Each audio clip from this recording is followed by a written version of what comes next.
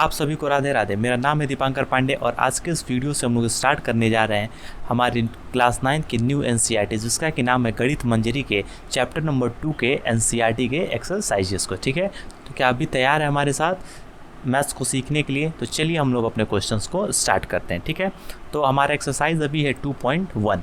तो सबसे पहला हम लोग क्वेश्चन देखते हैं, find the degree of the following polynomial. जितने भी पॉलिनोमियल्स हैं हमको इसकी डिग्री फाइंड करनी है। तो सबसे पहले डिग्री का मतलब क्या होता है? तो डिग्री का जो मतलब होता है वो क्या होता है? Highest power of the polynomial. तो पॉलिनोमियल में जो पावर होता है वो हमेशा हमको याद रखना है कि किसका होता है? वेरिएबल्स का। ठीक है, ध्यान से देखिए। अब यहाँ अगर हम लोग देखेंगे तो इस फर्स्ट वाले क्वेश्चन में वेरिएबल कौन है? x, और यहाँ x के ऊपर पावर कितना है? 2, और यहाँ x के ऊपर कुछ नहीं लिखा है, मतलब इसकी पावर है 1। तो 2 और 1 में ज़्यादा कौन है? 2। तो इस पॉलिनोमियल की डिग्री कितनी हो जाएगी? 2।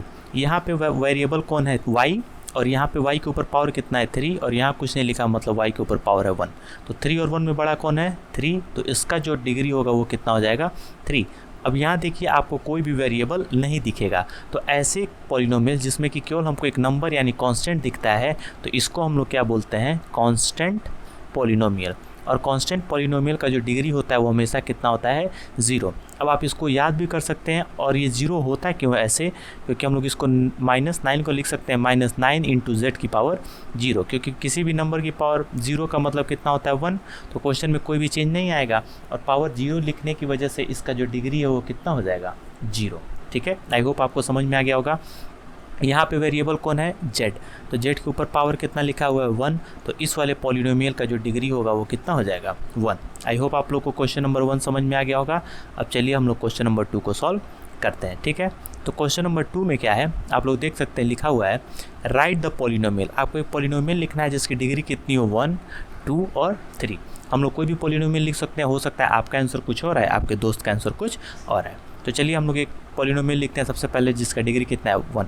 तो हम लोग अगर लिखते हैं x - 5, तो क्या ये सही है? बिल्कुल सही है। यहाँ वेरिएबल कौन है? x, और उसके ऊपर डिग्री कितनी है?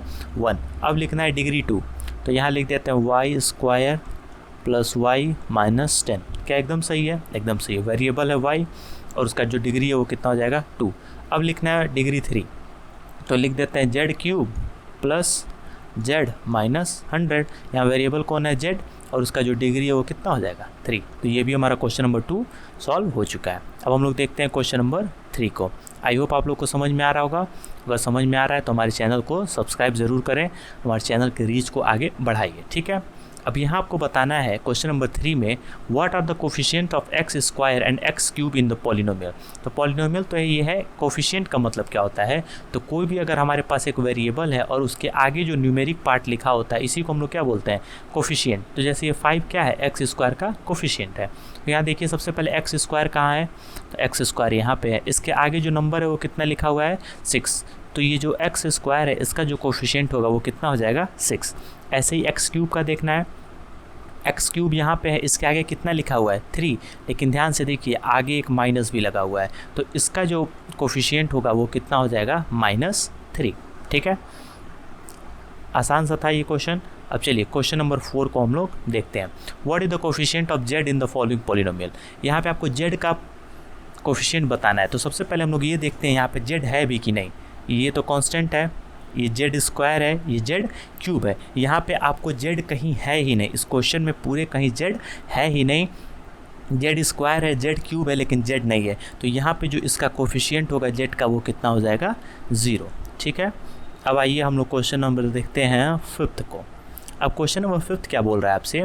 What is the constant term of the polynomial. तो constant term of the polynomial, constant का मतलब क्या होता है? हम लोग जानते हैं कि 2 चीज़ें होती हैं, x, y, z। इसको हम लोग क्या बोलते हैं? वेरिएबल, जिसकी वैल्यूज चेंज होती हैं। और कुछ नंबर जैसे 10, 20, 30, इसको क्या बोलते हैं हम लोग? कांस्टेंट, जिसकी वैल्यूज कभी चेंज नहीं होती हैं। तो यहाँ x³ है, ये नहीं होगा, x² है, ये भी नहीं होगा, x है, ये भी नहीं होगा। ये जो -10 लिखा हुआ है यही यहाँ पे क्या हो जाएगा? Constant term. तो इस वाले क्वेश्चन का आंसर कितना हो जाएगा? -10। बहुत आसान से क्वेश्चन है 2.1 में। ठीक है, तो अब यहाँ पे आप लोग का क्या हो चुका है? 2.1 कंप्लीट हो चुका है। आप देखिए स्लाइड्स बन के तैयार हैं। अब नेक्स्ट वीडियो में हम लोग क्या करेंगे? एक्सरसाइज नंबर 2.2 को सॉल्व करेंगे। तब तक के लिए राधे राधे, पढ़ते रहिए और दूसरे को भी वीडियोस को शेयर करते रहिए।